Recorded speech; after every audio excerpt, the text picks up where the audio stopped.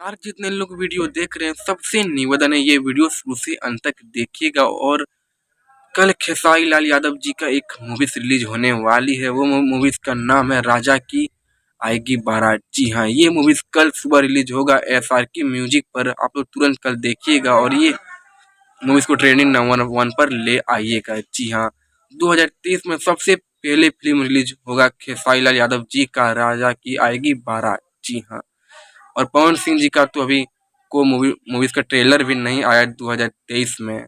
और खेसारी लाल यादव जी का तो मूवीज कल रिलीज होने वाली है SRK म्यूजिक पर। आप लोग तुरंत कल जाके देखिएगा और इस मूवीज को तुरंत ट्रेंडिंग पर ले आइएगा। और इसमें खेसारी यादव जी के साथ न्यू एक्ट्रेस काम की है और इसमें बहुत ही अच्छे गाने भी हैं। आप लोग तुरंत कल जाके देखिएगा।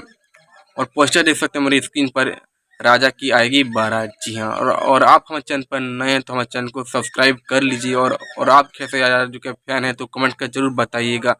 मिलते हैं अगली वीडियो पर, तब तक थैंक यू।